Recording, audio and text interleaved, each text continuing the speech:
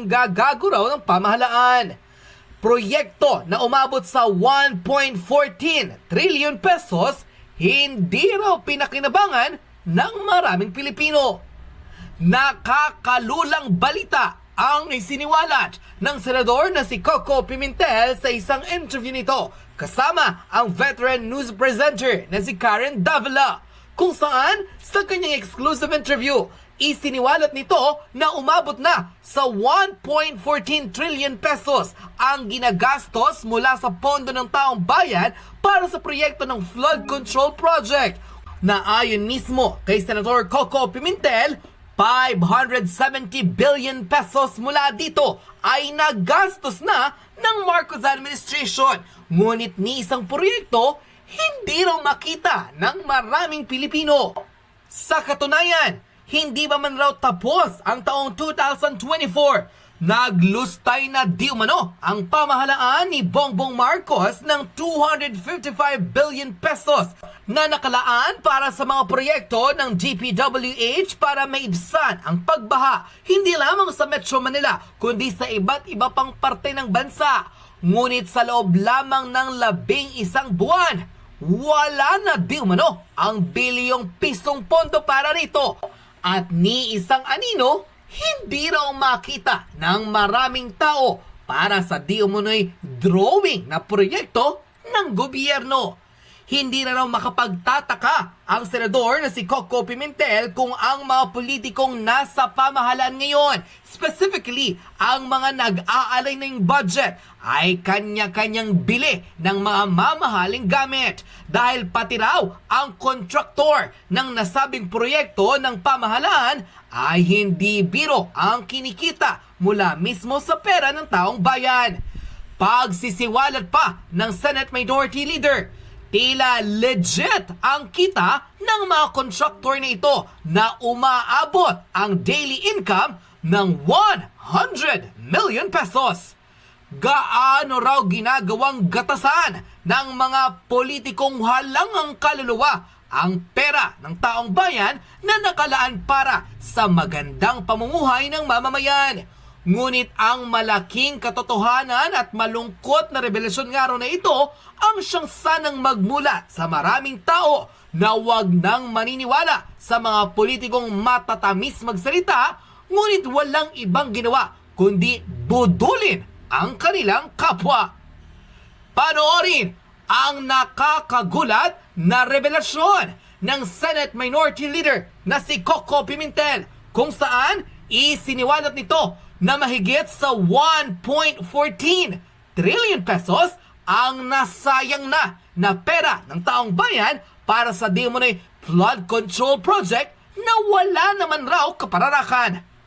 Narito't panoorin ang full video. You've cited a budget expert who actually analyzed our budget laws, and it seems that from 2015 to 2024, so roughly 9 years, the Philippines has allocated this is based on your speech, 1.4 trillion pesos. Yes. Trillion po for Correct. flood control and flood management programs Correct. through the DPWH. Now, Yes. ang tanong is, what's happened? Where does the problem lie? Because clearly there was money. There is money. For 2024, you have another 255 billion that's allotted for flood control, a budget bigger than even some major agencies in the Philippines. So where does the problem lie, Senator? Well, I have to add that almost more than half or almost half of the 1.14 trillion pesos allocated was allocated under for the Marcos administration already. Okay. Kalahati din. So malaki halaga. So I think that that is the question. And the Senate Committee on Public Works will be conducting a hearing tomorrow or Thursday. So pakinggan po natin yung kung saan ba talaga pumunta yan. Kasi napakalaking halaga. Sabi ni Senator Joel Villanueva, that's 1 billion pesos a day. Yeah. And then sabi ko, dinagdagan ko na lang na, siyempre yung contractor sa flood control projects natin, may lihitimong kita yun eh. lihitimo na kita, lihitimo. Ilagay mo na sa modest 10% ang lihitimong kita. So, ibig sabihin nun, some group, or some lucky, fortunate, or well-connected groups of people are earning 100 million pesos a day from the Filipino people in the name of controlling our floods na hindi naman natin nakikita.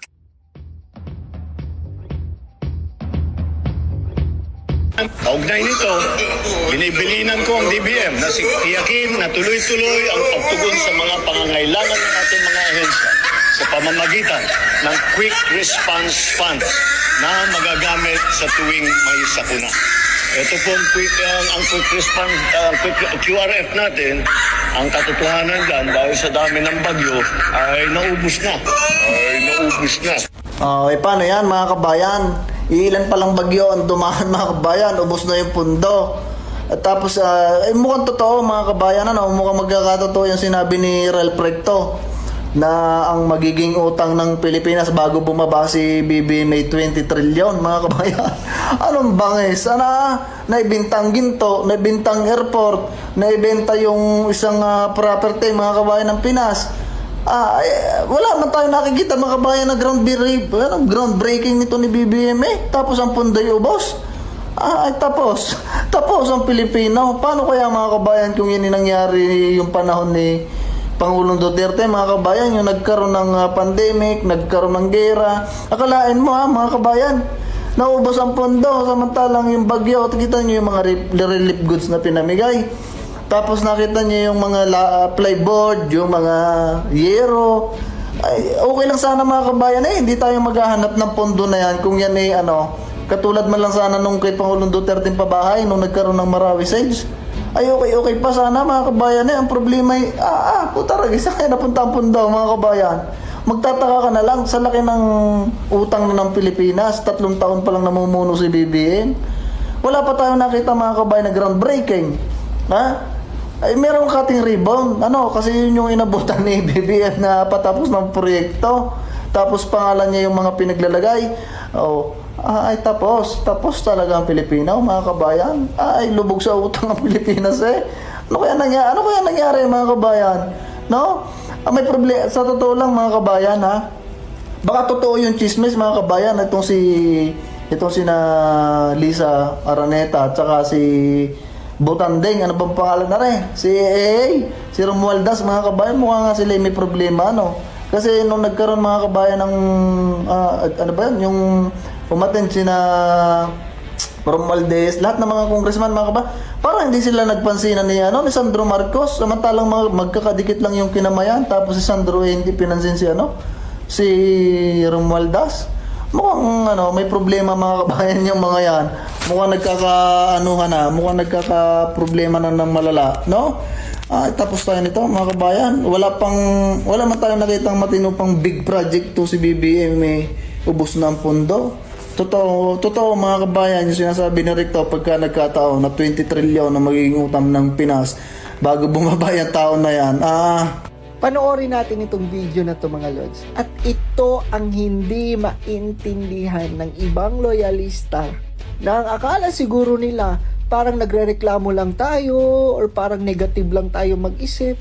Pero hindi nila nakikita ang totoong problema at katakot-takot na korupsyon na nangyayari na ngayon sa Marcos administration. Panoorin natin. You've cited a budget expert who actually analyzed our budget laws, and it seems that from 2015 to 2024, so roughly 9 years, the Philippines has allocated this is based on your speech, 1.4 trillion pesos. Yes. Trillion po for flood control and flood management programs through the DPWH. Now, ang tanong is, what's happened? Where does the problem lie? Because clearly there was money.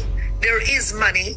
For 2024, you have another 255 billion that's allotted for flood control, a budget bigger than even some major agencies in the Philippines. So where does the problem lie, Senator?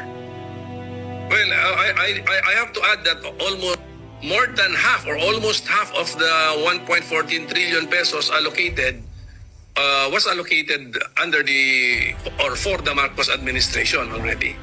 Okay. Kalahati din. So malaking halaga.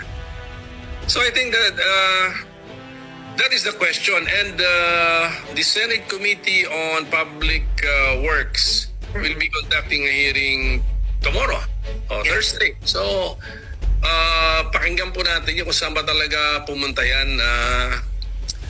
Kasi napakalaking halaga.